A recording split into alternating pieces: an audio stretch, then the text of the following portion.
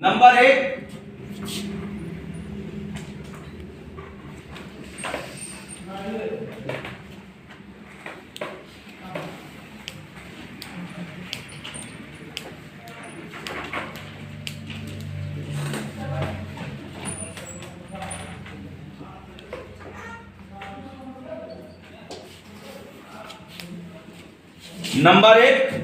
धैर्य, नंबर दो जिज्ञासा और नंबर तीन नेतृत्व।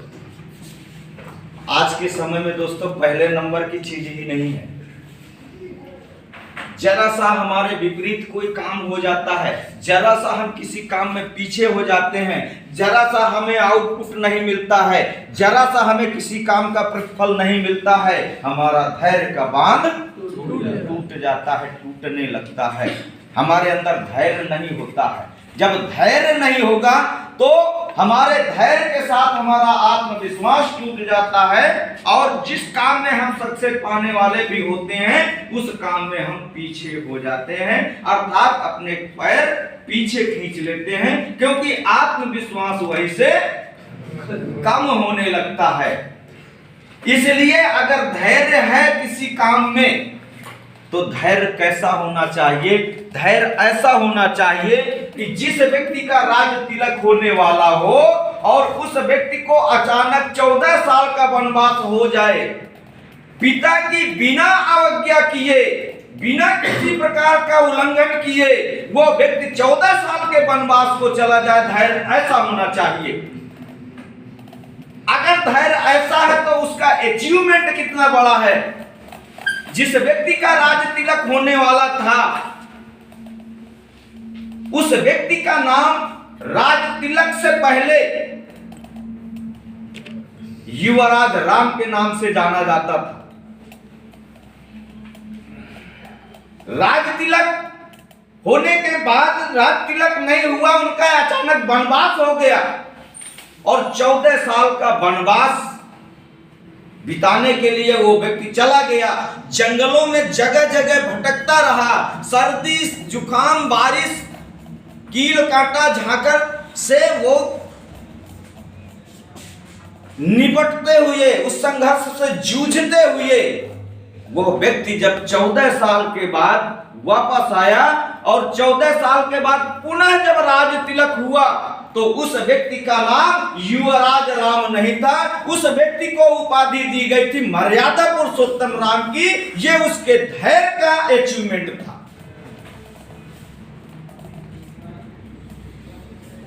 दूसरा है दोस्तों जिज्ञासा। आज हम किसी काम में एक तो सब सक्सेस मिलते ही, एक तो सफलता मिलते ही हम अपने आप को एक्सपर्ट मान लेते हैं। कोई अचीवमेंट हमको मिला, अपने आप को एक्सपर्ट मान लेते हैं, किए हुए संघर्ष को भूल जाते हैं। हम ये नहीं देखते कि वो सफलता हमको कितने संघर्ष के बाद मिली है, कितनी चुनौतियों के बाद मिली है, कितनी आलोचनाओं के बाद मिली है, कितनी असफलताओं के बाद मिली है। सफल हो गए तो सारा संघर्ष भूल जाते हैं, सारी चुनौतियों को भूल जाते हैं, सारी समस्याओं को भूल जाते हैं और अपने आप को एक्सपर्ट मान लेते हैं। दोस्तों जो व्यक्ति ऐसा करता है, जो व्यक्ति ऐसा सोचता है, जो व्यक्ति ये मान लेता है कि अब मुझे कुछ जानने की जरूरत नहीं है, कुछ पाने की जरूरत नहीं है, किसी प्रकार की कोई जिज्ञासा नहीं होती है, अपने आप को पूर्ण मान लेता है, मान लीजिए वहीं से उसका डाउनफॉल शुरू हो जाता है, वहीं से उसका स्तर गिरने लगता है। तो सबसे पहली चीज क्या है? जीवन पर्यंत जो लर्निंग प्रोसेस है, जो सीखने की एक वो है, वो जीवन पर्यंत है, पूर्ण कोई भी नहीं होता है। चाहे वो अपने समिष्टि से सीखे, चाहे अपने समुदाय से सीखे, चाहे अपने वातावरण से सीखे, चाहे अपने वर्ण से सीखे, चाहे जहां भी जिस वातावरण में रहे वहां से कुछ ना कुछ वो सीखता है और सीखने के बाद उसको आत्मसात करता है, विपरीत परिस्थितियां आने पर उसका प्रयोग करता है। जहां पर कुछ जाने की, कुछ पाने की जिज्ञासा या जिज्ञासा कम हो जाती है, वहां पर उसका सक्सेस भी रुक जाता है। इसलिए दूसरी चीज होनी चाहिए जिज्ञासा। जिज्ञासा कभी खत्म नहीं होनी चाहिए। आज अगर आपकी जिज्ञासा खत्म हो जाए कि अरे जो सर बता रहे हैं तो मुझको पहले से मालूम है, इसको मैं YouTube में खोज लूंगा, इसको मैं Facebook में देख लूंगा, क्या जानने की जरूरत है, तो मैं पहले से जानता हूं, तो व्यक्ति यहां क्यों रुकेगा? क्यों मेरी बकवास को सुनेगा? क्यों मेरी बात को सुनेगा? आज वही सुनेगा जिसको जानने की इच्छा है, आज वही काम में आगे बढ़ेगा जिसको करने की इच्छा है, और जिसको काम का अभाव है, कुछ करना चाहता है, कुछ इनोवेशन करना चाहता है, कुछ इनिशिएटिव होना चाहता है,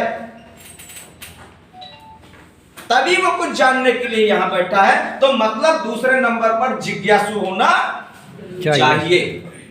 क्लियर है?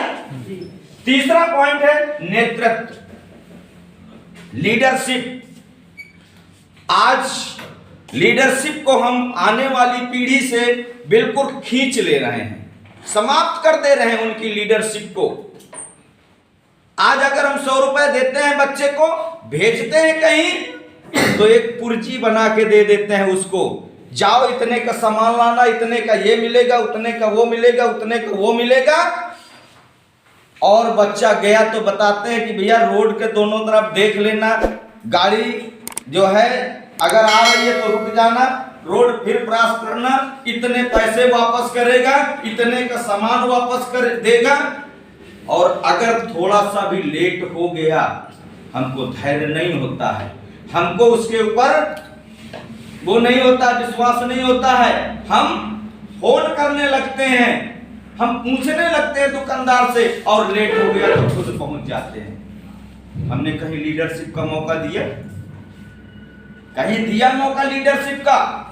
हम आज भी जो हमारी युवा पीढ़ी है, जो हमारे बुजुर्ग साथी हैं, वो ये चाहते हैं कि जो संघर्ष मैं कर रहा हूं, ये संघर्ष आने वाली पीढ़ी मेरी ना करे। दोस्तों, आप जब संघर्ष से उसको वाकिफ नहीं कराएंगे, उसको संघर्षवान नहीं बनाएंगे, तो जो अचीवमेंट प्राप्त कर रहे हैं, क्या वो अचीवमेंट वो प्राप्त कर पाएगा? अगर आप संघर्ष से उसको वाकिफ नहीं कराते हैं, तो वही सपूत कपूत रूप रख लेता है।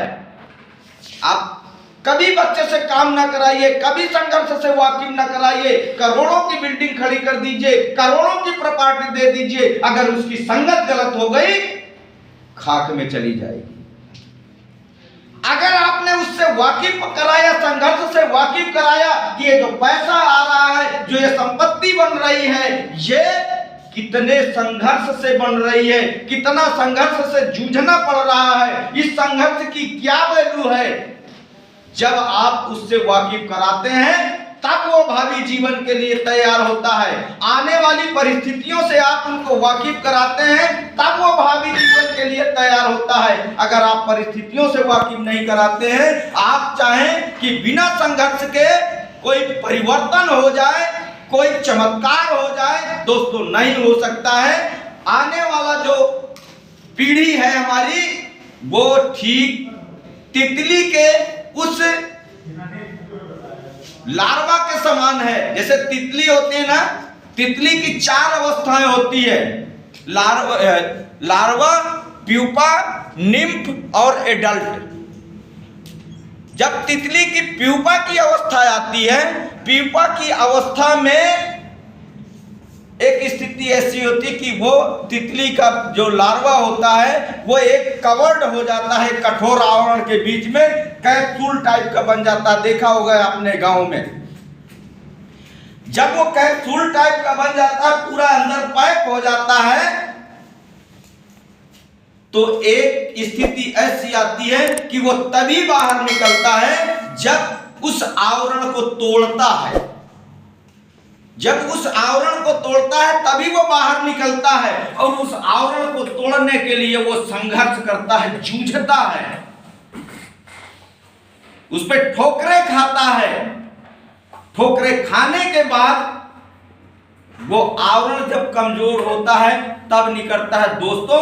उसी समय उसके शरीर में जान आती है तितली की। अगर तितली को बिना संघर्ष किए उस पीपे को तोड़ करके आप निकाल देंगे, जीवन में तितली कभी नहीं उड़ने वाली है, कभी नहीं उड़ पाएगी। क्यों? क्योंकि उसके संघर्ष से ही उसके पंखों में जान आती है, तभी वो उड़ने लायक होती है, नहीं तो नहीं उड़ पाएगी जीवन में कभी। ठीक इसी प्रकार से हमारी आने वाली पीढ़ी है, अगर हम उसको संघर्ष से वाकिफ नहीं कराते हैं तो कभी वो सफल नहीं हो सकता है। इसलिए हमको लीडरशिप का मौका देना चाहिए, उसको जिम्मेदारी देना चाहिए, उसको भावी जीवन के लिए तैयार करना चाहिए। अगर हम भावी जीवन के लिए नहीं तैयार कर पाते हैं तो हम उनसे लीडरशिप का मौका छीन रहे हैं। तो अगर आप लीडरशिप का मौका देते हैं तो अचीवमेंट निश्चित है, सक्सेस आपकी निश्चित है। ये क्लियर है?